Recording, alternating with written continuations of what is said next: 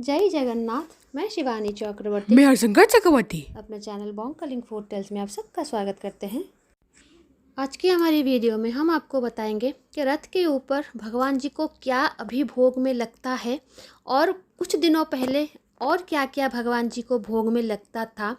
ये सब वीडियो हम कल अपलोड करने वाले थे, लेकिन तबीयत ख़राब होने की वजह से हम नहीं कर पाए। हमने पोस्ट भी डाला था और आज बना रहे हैं। और आज किचन का सेटअप हमने अलग जगह पर रखा है। हमारे किचन में आज हम बना नहीं रहे क्योंकि आज एकादशी है और आज जो महाप्रसाद हम बना रहे हैं उसमें बहुत सारे चावल का यूज़ होगा, तो इसलिए हम बिल्कुल भी किचन का इस्तेमाल नहीं कर रहे हैं। क्योंकि एकादशी में हमारा सब कुछ अलग होता है, बर्तन अलग होते हैं, राशन अलग होता है, पानी रखने की बॉटल अलग होती है, सब अलग होता है।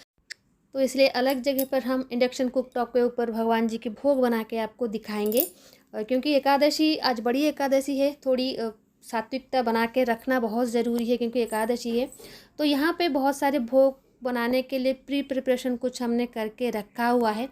और ये भोग आज जो हम बना रहे हैं, सोचा तो था बहुत बनाएंगे, हमने तकरीबन 15 भोग सोचा था बनाने के लिए, लेकिन इतना हम नहीं बना पा रहे हैं। तो अभी हम आपको दिखा रहे हैं कुछ भी प्रिपरेशन जो हमने यहाँ पर बना के रखे हैं। ये भोग जो है ये है चूड़ा घसा भोग। ये भक्त देते हैं रथ के ऊपर भगवान जी को। जब रथ में भगवान जी होते हैं बाहुड़ा यात्रा के आने के बाद, और रथ यात्रा के बाद का दिन भी जब भगवान जी होते हैं वहाँ पर ये नहीं दिया जाता, लेकिन बाहुड़ा में जब आते हैं तब भक्त ये लोग देते हैं। इसमें पोहे का पाउडर है जिसको चूड़ा कहा जाता है उड़िया में, नारियल है, गुड़ है, घी है और एक मसाला है लौंग और इलायची का मसाला। ये भक्त लोग देते हैं इसलिए वो इलायची डाल के देते हैं और ये बहुत ही स्वादिष्ट भोग होता है। और चूड़ा घसा उड़ीसा का बहुत पुरातन भोग है, बहुत सारे मंदिरों में लगता है और आज भी भगवान जी को बहुत ये भोग लगाया गया है बड़दंड के ऊपर। तो ये भोग हम बनाएंगे। हमने पाउडर बना लिया है पोहे का, उसमें नारियल डाल दिया है, गुड़, घी और सारे मसाले उसमें ऐड कर दिए हैं। अभी और 2 दिन भगवान जी रथ पर रहेंगे, तो आप चाहें तो ये भोग बनाकर प्रभु को दे सकते हैं।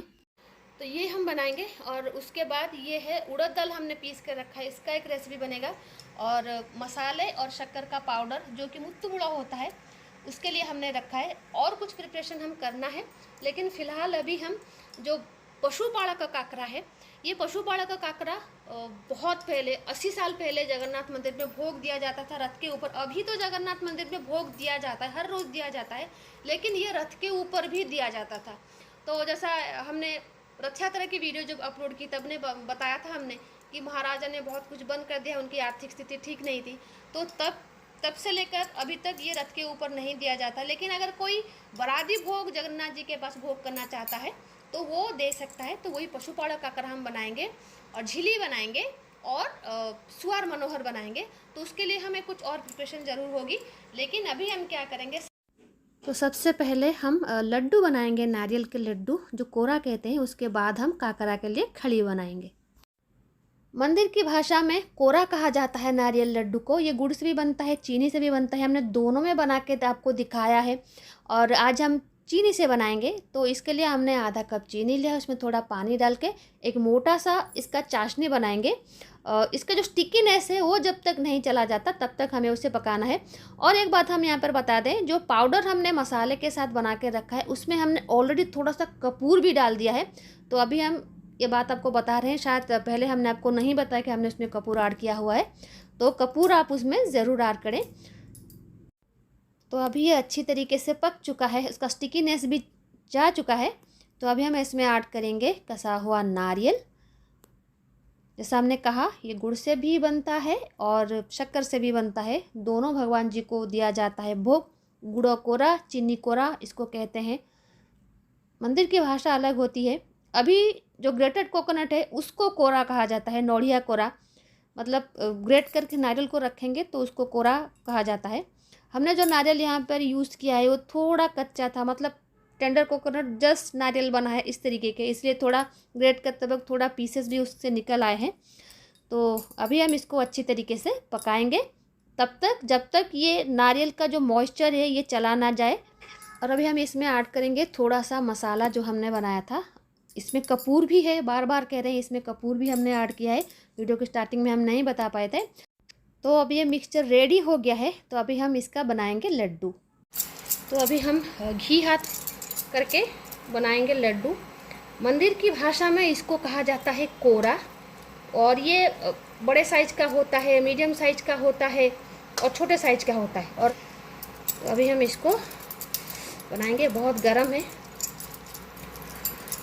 और घी के साथ साथ मंदिर का ये जो मसाला है ये अलग, मतलब अलग ही चीज़ है। मतलब मैं बोल नहीं सकती कि क्या खुशबू आ रही है, अलग ही खुशबू आ रही है।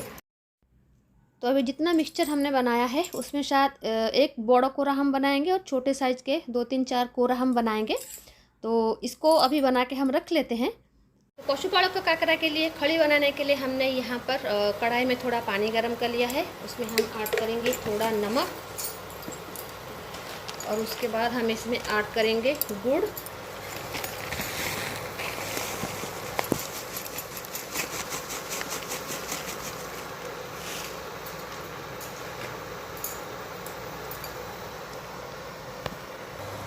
उसके बाद हम इसमें ऐड करेंगे आटा।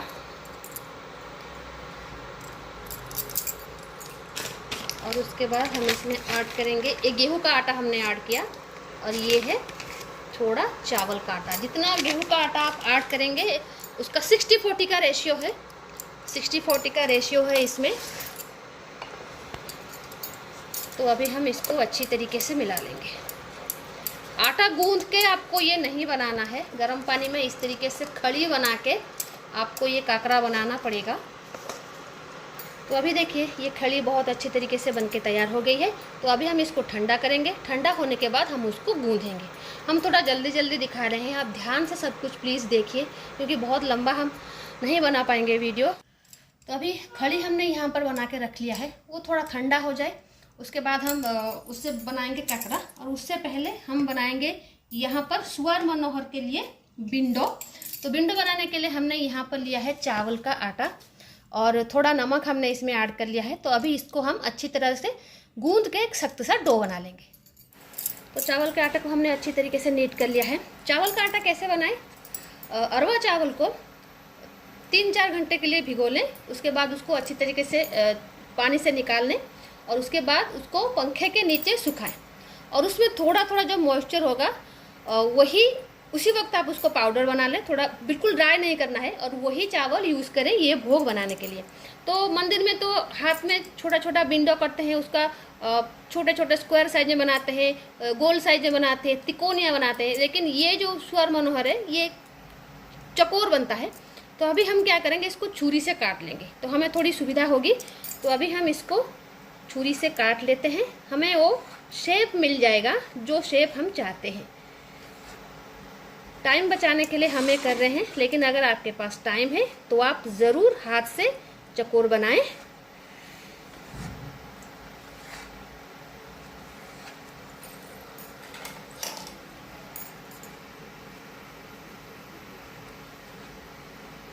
ये देखिए इस तरीके से है, ये बनेगा इस तरीके से। तो अभी साइड में जो आप देख रहे हैं ऊपर वो सुअर मनोहर का मतलब एक पिक्चर है, ये सुअर मनोहर है। तो अभी उसमें आप देख सकते हैं किस तरीके से ये गुड़ के साथ बना हुआ है, लेकिन किस तरीके से चौकोर है ये। तो वही शेप हम बना रहे हैं। तो अभी हम क्या करें, इसको घी में फ्राई करेंगे और थोड़ा कड़ा फ्राई करना है, डीप फ्राई करना है, थोड़ा कड़क फ्राई करना है। तो ये देखिए ये चौकोर जैसा हो गया है और हमने इसको एक एक कर लिया है। तो अभी हम इसको फ्राई करेंगे घी में।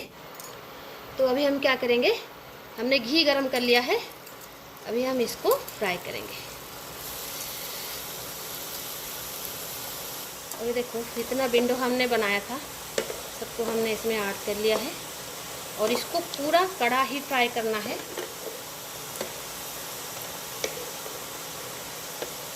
बिल्कुल लाल लाल हो जाएगा, उसी तरीके से हमको इसको फ्राई करना है। अभी हम इसको निकाल लेंगे।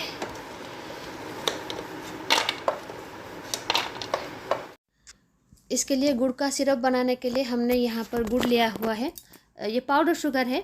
अगर हम 1 कप जो फ्राई किया हुआ बिंडो रखते हैं तो उसके लिए हम 1 कप यहाँ पर गुड़ ले रहे हैं और उसमें थोड़ा पानी ऐड करके उसको अच्छी तरीके से एक थिक सा मोटा सा हम इसको सिरप बनाएंगे। और ये देखिए ये अच्छी तरीके से पक चुका है। गुड़ के पकने की एक खुशबू होती है, जब तक वो ना आ जाए आपको इसको पकाना है।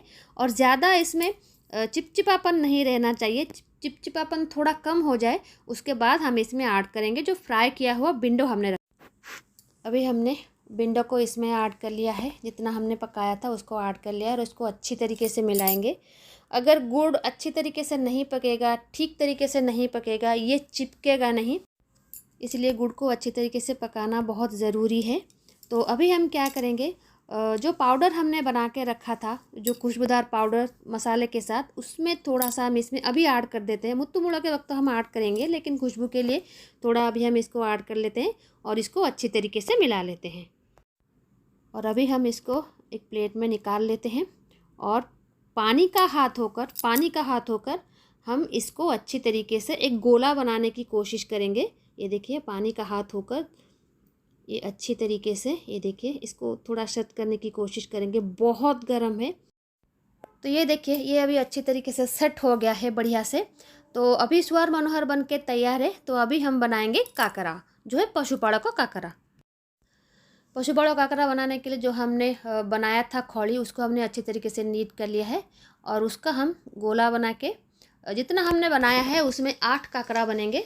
तो अभी हम क्या करेंगे, उसको हाथ में अच्छी तरीके से इस तरीके से फ्लैट करके हाथ में ही काकरा बनाएंगे। थोड़ा हम घी ले लेते हैं और इसमें आसानी होगी इस तरीके से फ्लैट करने में। तो अभी ये बन गया है, तो अभी हम इसको घी में फ्राई करेंगे। हर चीज़ हम घी में बना रहे हैं, आप भी घी में बना के देने की कोशिश करें। और ये चीज़ तो घी में अगर नहीं बनाएंगे तो बिल्कुल भी उसका वो मंदिर जैसा स्वाद नहीं आएगा। और जगन्नाथ मंदिर में जितने सारे भोग हैं उनमें ये काकरा, अमालू, लड्डू, जो मरीच लड्डू है, खरचूड़ा लड्डू है, वो सब हमारे चैनल पर ऑलरेडी है। और ये सब हम आपको सिर्फ इसलिए दिखा रहे हैं कि हम आपको बता सकें कि तब क्या लगता था, अभी क्या लगता है और क्यों बंद हो गया। ये जो रथ का भोग है ये 1937 में लास्ट बार लगा था। मतलब 1937 के बाद अब ये बिल्कुल नहीं लगता, क्योंकि तब के जो राजा थे रामचंद्र देव जी, उन्होंने मना किया है कि वो इतने सक्षम नहीं हो पा रहे हैं कि इतना सारा भोग वो जगन्नाथ जी को रथ के ऊपर दे सके, इसलिए सब बंद हो गया है।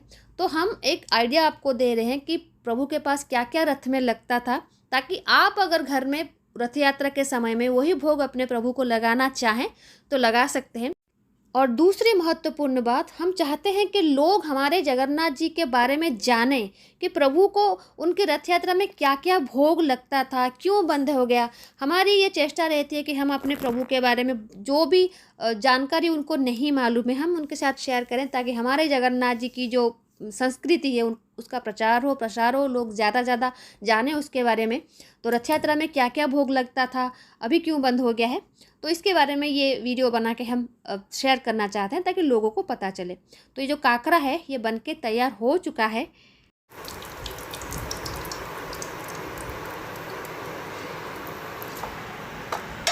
खाओ बच्चे, देखिए करना।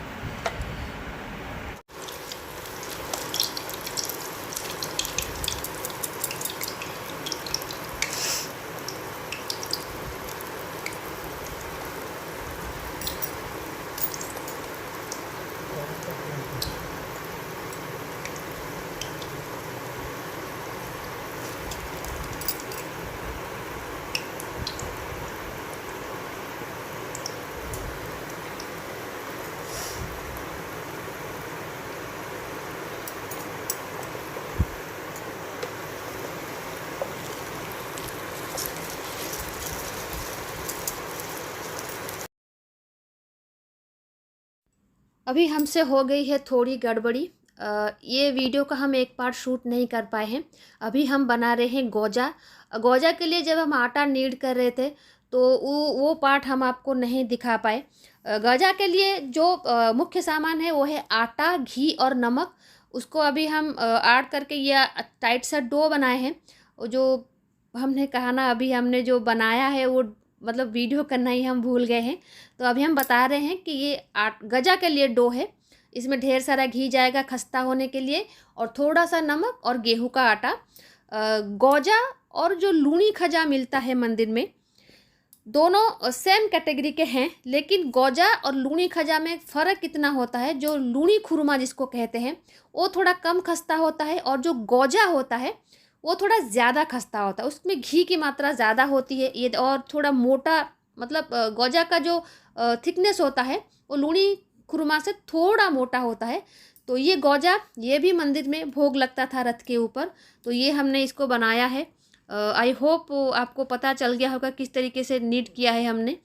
थोड़ी ज़्यादा मात्रा में घी आपको देनी पड़ेगी ये गौजा बनाने के लिए। ये लूनी खुरमा नहीं है, ये गौजा है। और हाँ, ये मीठा बिल्कुल नहीं होता। जब हम मुत्तु मुड़ा करेंगे उसके ऊपर थोड़ा शुगर ऐड करेंगे, जो मसाला वाला होता है, जो भगवान जी को ऐड करके दिया जाता है, और उसकी वजह से थोड़ी मिठास आ सकती है, लेकिन ये नमकीन होता है, ये मीठा नहीं होता। तो अभी हमने 4 गौजा यहाँ पर बनाएंगे जितना हमने डो बनाया हुआ है। और ये गेहूँ का आटा है, चोकर वाला, तो इसलिए इस कलर का दिख रहा है।